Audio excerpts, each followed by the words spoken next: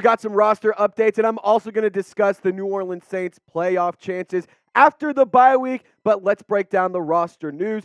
You see him down below. Wide receiver Marquez, Callaway is returning to the New Orleans Saints. Now, as of right now, at the time of filming this, we don't know if it's the practice squad. We don't know if it's to the active roster, but we do know this. Michael Thomas is dealing with a knee injury, so that is why the Saints are bringing in a familiar face in Callaway.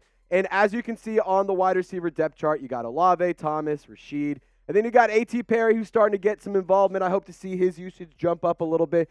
Keith Kirkwood and Lim Bowden Jr. as well on that depth chart. But in terms of Marquez Callaway, this is a homecoming because he was spent a lot of time with the New Orleans Saints the past 3 years, and his only 3 years in the NFL have been at the Big Easy. And one thing about Marquez Callaway that I love about him is he's a good football player, but he's not a great football player. You know, he's not going to be a guy who's going to go and win you a Super Bowl. He's not going to go and make a massive, big-time change for your team. But I will say this, he can make a positive impact. There's familiarity there. And obviously, with the Michael Thomas injury, you needed to go get a pass catcher. That is a big body, can go get contested catches. And at 6'2", him and A.T. Perry should have no problem being able to do that. But guys, this is why you subscribe, because we bring you daily Saints news as soon as it comes out. I know we didn't put out a couple videos the past few days, but I can tell you this.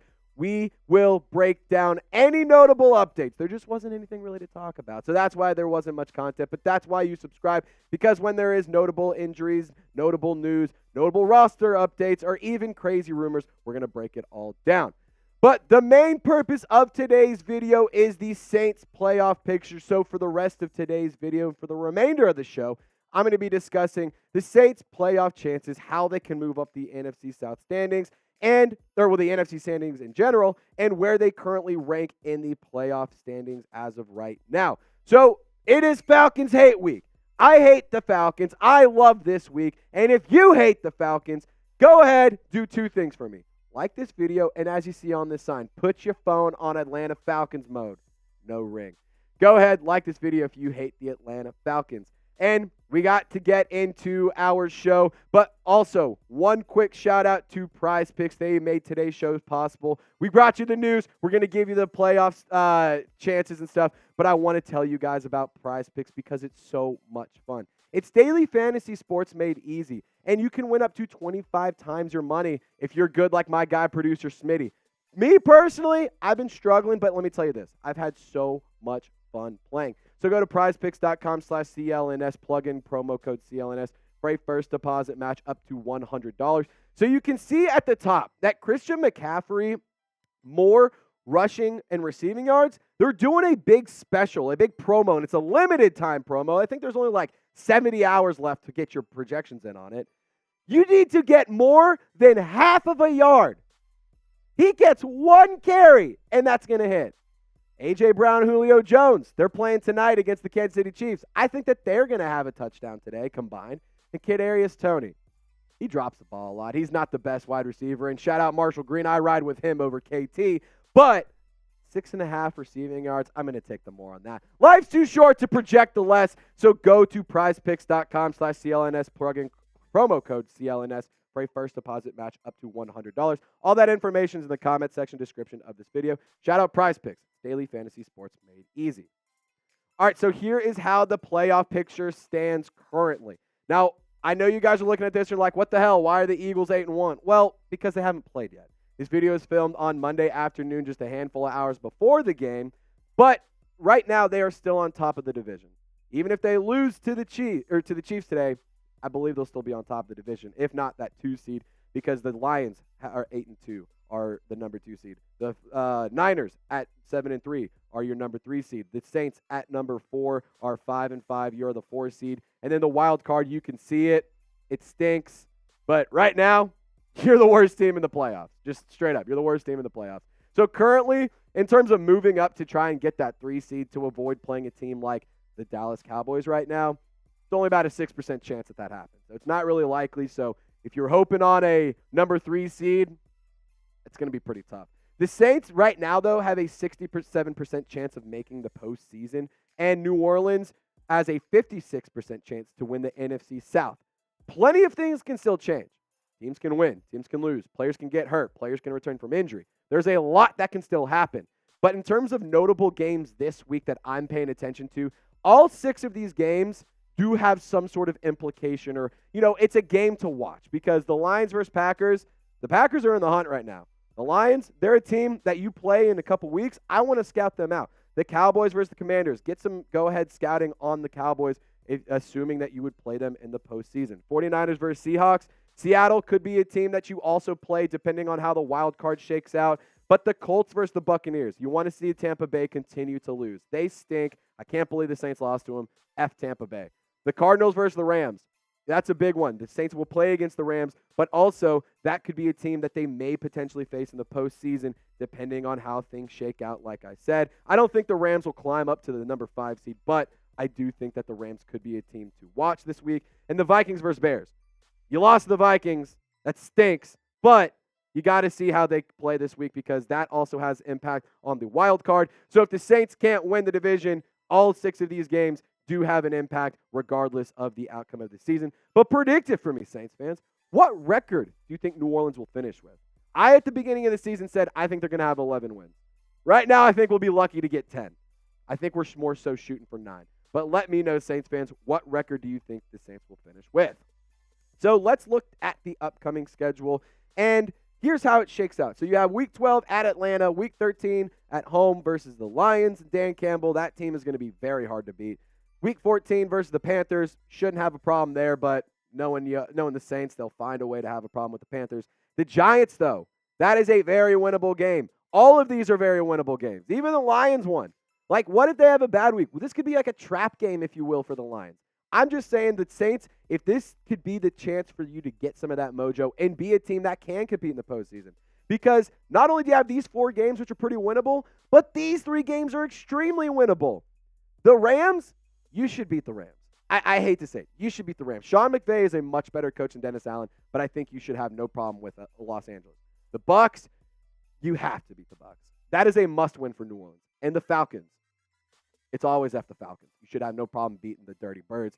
But guys, we are going to be live for each one of these games. So subscribe and join for our live watch parties. Not only do we provide you guys news, rumors, videos almost every single day, but we also provide you guys live content on Sundays and throughout the offseason. So feel free to join our squad. So let's get into the analytics. Let's go down like the rabbit hole of how does this win or how does this loss, affect everything. I went through the New York Times playoff simulator, and this is where I'm getting all these numbers. So Week 12 at Atlanta. If you win, you have an 82% chance of making the postseason. If you lose, you're still alive, but it's that much harder. You're at a 52% chance. So the point being, you have to beat the Falcons.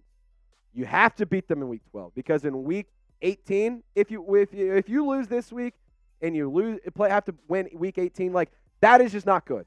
Let's go ahead and just beat the Falcons, do the homework, do the job, and just go home. Like, don't mess around here.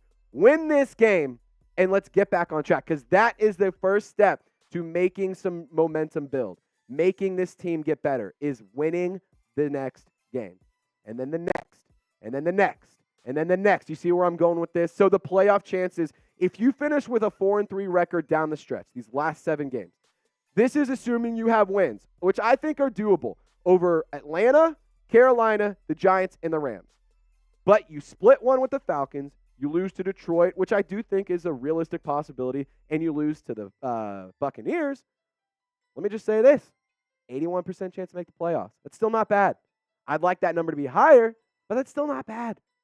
If you go 3-4 down the stretch with wins over Atlanta, Carolina, and New York, but losses to Atlanta, Detroit, Los Angeles, and Tampa Bay, it's a 16% chance. So that Rams game is very, very, very important. But I need to ask you guys this question before I get to my final thoughts.